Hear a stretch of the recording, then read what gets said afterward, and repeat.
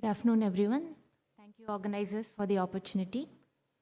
This was a 42-year-old female, a known dyslipidemic on statin.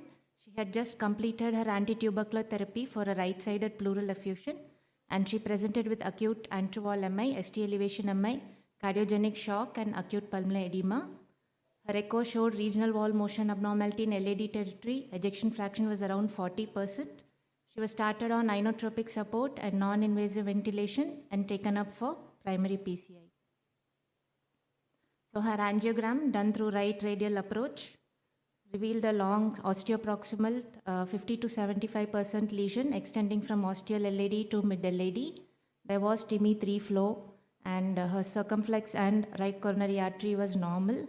And since the lesion appeared intermediate and at the end of angiogram she had no pain, it was planned for an imaging and physiology guide PCI after stabilization.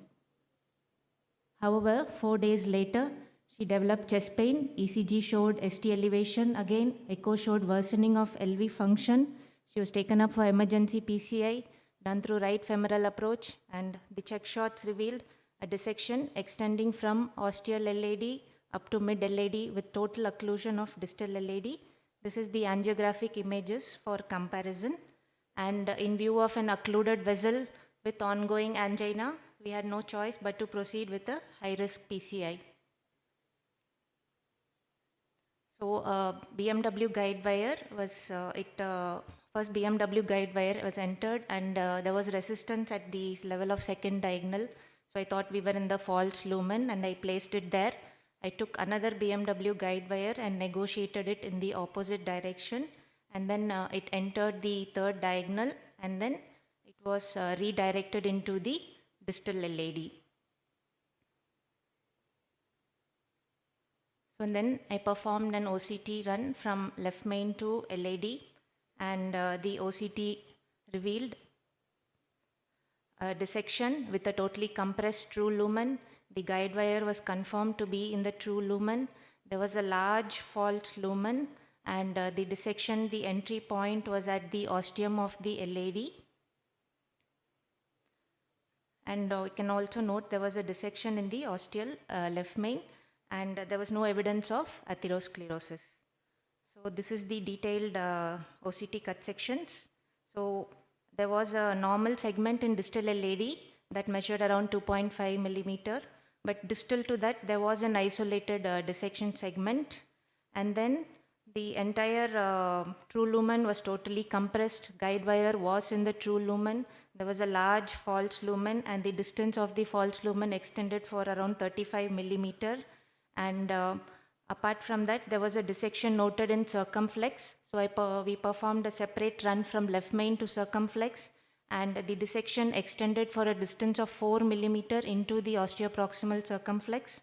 Distal left main appeared normal. There was an isolated dissection noted in the ostial left main.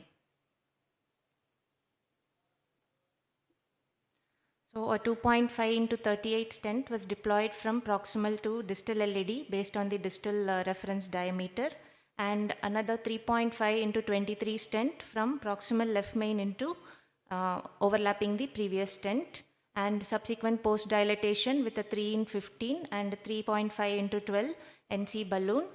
And check shots revealed TIMI3 flow in LAD. However, if you can note, there was a angiographic evidence of circumflex dissection now, which was not evident earlier angiographically. So we proceeded with PCI to left main to circumflex. Jailed circumflex wire was there, so I redirected another wire. And then the LAD strut was opened sequentially with a 1.5 into 10 followed by a 2.5 into 10 balloon. And a 3 into 23 stent was deployed from left main to circumflex using tap technique, and kissing balloon dilatation was done with a 3 into 3 balloon and a 3.5 balloon in the LAD. Now check shots revealed no angiographic evidence of dissection, TIMI3 flow in LAD and circumflex. So we thought we'll do an imaging. However, the OCT catheter could not enter it, the left main, it did not cross the left main. There was some resistance. Even with the help of Cyan blue buddy guide wire or with guideliner support, it could not cross. So we thought we'll complete the procedure without imaging. So a final pot was done with a 4x6 balloon, and when we thought that the